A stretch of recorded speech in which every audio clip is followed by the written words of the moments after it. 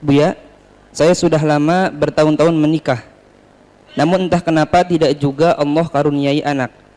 Apakah saya dan istri harus ke dokter untuk periksa kesuburan, Buya? Dan bagaimana jika ketahuan istri saya tidak subur? Pasti jadi tersinggung istri saya, Buya, atau sebaliknya. Ketahuilah, putra adalah nikmah tapi sekaligus amanat.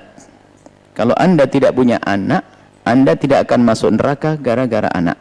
Tapi banyak orang masuk neraka gara-gara anak, yaitu dikarunia anak tapi tidak benar di dalam mendidiknya. Maka yang diberi oleh Allah putra putri, maka harus menjaga amanat tersebut. Jangan hanya dianggap sebagai nikmat saja, tidak dianggap sebagai amanat lalu trader menjadi sebab sengsara kita.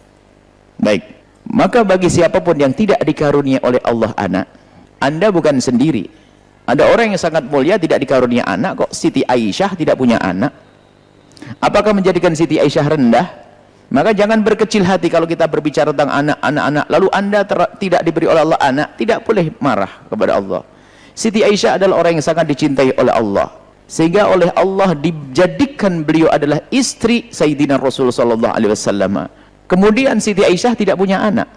Apakah menjadi Siti Aisyah rendah? Apakah tidak mulia?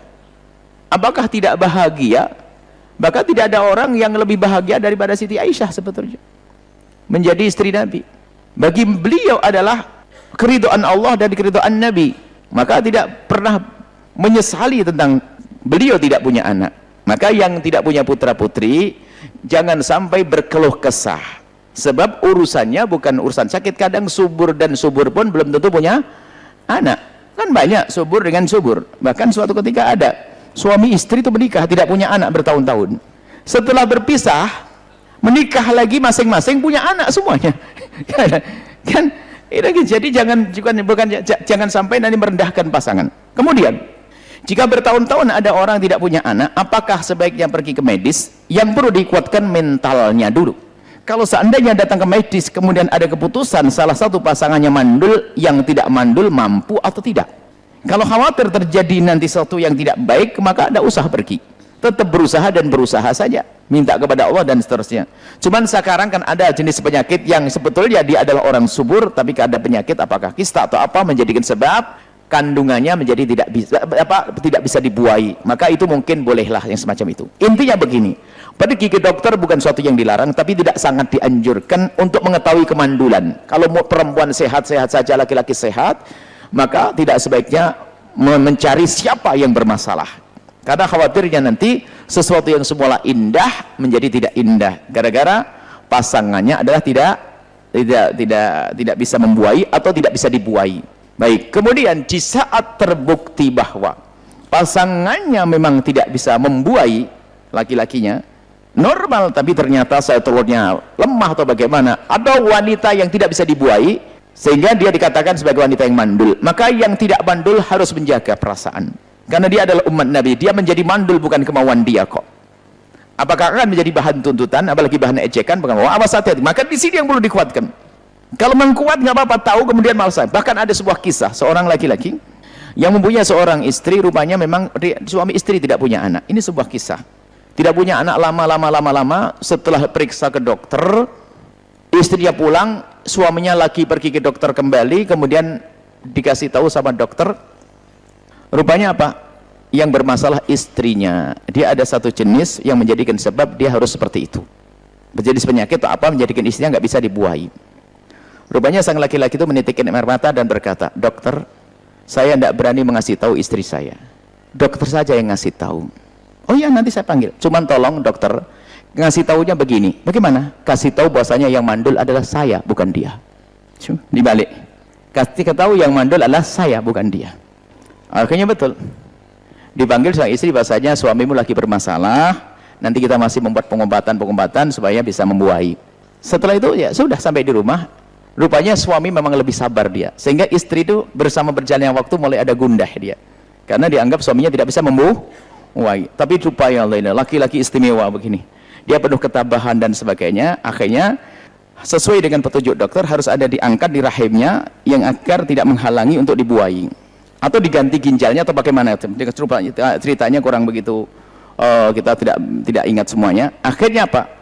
Terbukti sang istri ini harus melakukan operasi dan mengambil satu organ.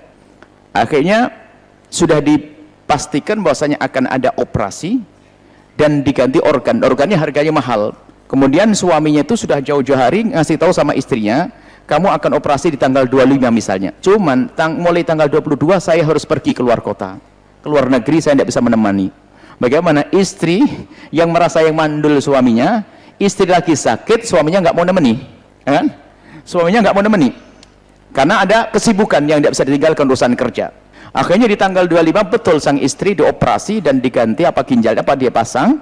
Kemudian beberapa hari kemudian, akhirnya setelah berapa hari suaminya datang dan dia ketemu dan alhamdulillah istri sembuh dan sehat berjalan lagi. Tak taunya tidak lama kemudian, setelah berapa bulan, sudah setahun, tak taunya hamil itu perempuan.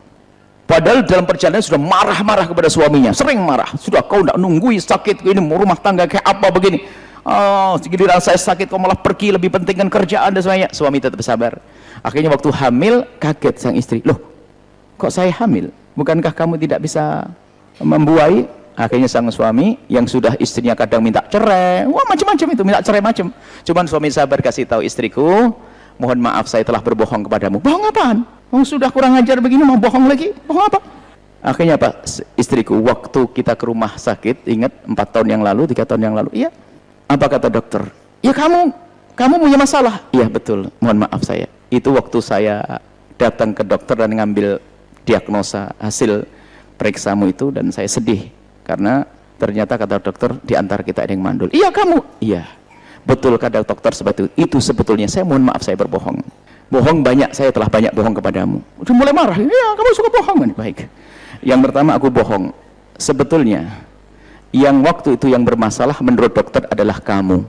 Cuman aku tidak tega melihat kebaikanmu kalau ternyata kamu merasa punya masalah. Lalu saya bilang ke dokter, dokter katakan yang punya masalah adalah saya. Lalu mulai diam mulai. Kemudian dan saya juga mohon maaf waktu kamu operasi saya harus pergi karena urusan kerjaan saya. Sebelumnya saya tidak jauh-jauh amat perginya. Saya berada di rumah sakit yang sama karena yang diambil itu ginjalku untukmu. Allah. Tabahnya seorang suami menahan itu loh ya. Jadi sebetulnya itu adalah ginjalnya sang suami untuk sang istri, sehingga suami istrinya menangis dan minta maaf. Kayak begitu loh kadang-kadang. Makanya jangan sampailah urusan begitu. Dasar kau gabuk. Aduh, mandul saja nggak enak pakai gabuk. Kau tidak bisa membuai. Kau usah ini hidup rumah tangga kok cekcok urusan-urusan semacam itu. Mana keindahan? Sudah nggak punya anak ribut lagi. Kalaupun tidak punya anak, tapi kebahagiaan bisa dibuat. Kan ada Allah dan Rasulnya. Apakah tidak bisa senyum di saat baca sholawat kepada Rasulullah? Kemudian kalau ternyata nggak bisa betul-betul punya anak, masih banyak anaknya orang yang bisa kita angkat, bisa menjadi kita mulia di hadapan Allah dan Rasulnya itu. Jadi tolonglah jangan sampai gara-gara semacam itu lalu menjadi sebab percekcokan, saling merendahkan. Allah Maha Kasih. Kebahagiaan kita bukan saat ini, nanti di akhirat, di surga.